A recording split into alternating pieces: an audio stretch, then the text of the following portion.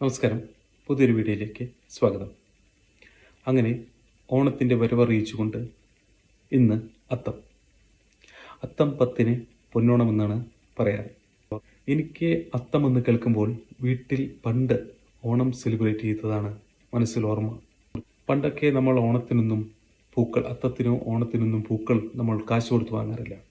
വീട്ടിലെ പൂക്കളും അപ്പുറത്തെ വീട്ടിലെ പൂക്കളും മറ്റു സ്ഥലങ്ങളിലെ പൂക്കളെല്ലാം നമ്മൾ തലേദിവസം പൊട്ടിച്ച് ഒരു പാത്രത്തിലാക്കി വെക്കുകയും വെള്ളം തളിച്ച് ഒരു പാത്രത്തിലാക്കി വെക്കുകയും പിറ്റേ ദിവസം മെഴുകിയ തറയിൽ പൂക്കളിടുന്നതായിരുന്നു പണ്ടത്തെ നമ്മുടെ അത്തവും പൂക്കളും.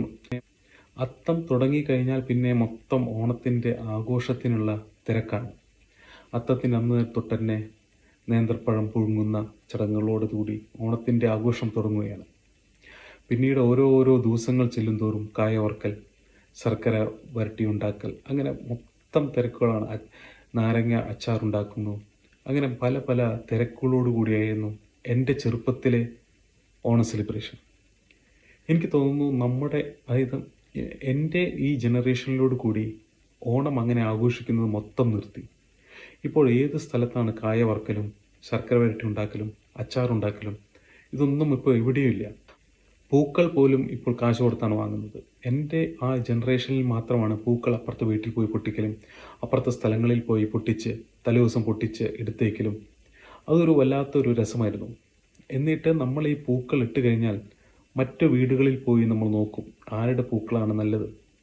ഇപ്പോൾ നമ്മുടെ അപ്പുറത്തെ വീടുകളിലെല്ലാം നമ്മൾ പൂക്കൾ ഇട്ട് കഴിഞ്ഞാൽ മൊത്തം ഓട്ടമാണ്.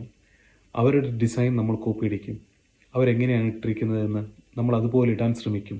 പിറ്റേ ദിവസം ചിലപ്പോൾ അതുപോലെ ആയിരിക്കും ഇടുക. അവരെന്തൊക്കെ പൂക്കളാണ് ഇട്ടിരിക്കുന്നത്. ഇപ്പോൾ നമ്മളെങ്ങനെയാണ് ഡിസൈൻ മൊത്തം ഗൂഗിൾ നോക്കിയിട്ടാണ് നമ്മൾ പൂക്കൾ ഡിസൈൻ. ഇപ്പോൾ വളരെ മോശമായ ഒരു പ്രവൃത്തി നടന്നുകൊണ്ടിരിക്കുന്നുണ്ട്. പൂക്കളത്തിൻ്റെ പ്ലാസ്റ്റിക്, അതായത് ഒരു കാർപ്പറ്റ് പോലെ പൂക്കളം വീടിന് മുമ്പിൽ വെക്കുക. അതായത് അത്രയും ആൾക്കാർ ബുദ്ധിമുട്ടണ്ട എന്നുള്ള രീതിക്ക്, അതായത് പൂക്കളിട്ട് നിങ്ങൾ ബുദ്ധിമുട്ടണ്ട, ആ കാർപ്പറ്റ് എടുത്ത് അവിടെ കൊണ്ടുവച്ചാൽ മതിയല്ലോ. അപ്പോൾ അത്രയും ബുദ്ധിമുട്ടണ്ട. അതായത് ഓണം എന്നൊരു ആഘോഷത്തെ തന്നെ നശിപ്പിക്കാൻ വേണ്ടിയിട്ടുള്ള ചില സംഗതികളായിട്ടാണ് എനിക്ക് തോന്നുന്നത്.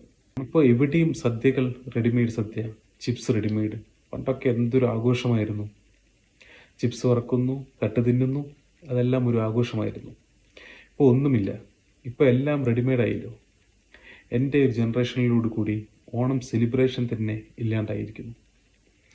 എല്ലാം കാശ് കൊടുത്തിട്ടുള്ള ഓണമാണിപ്പോൾ. എല്ലാവർക്കും നല്ലൊരു ഓണക്കാലം ആശംസിക്കുന്നു.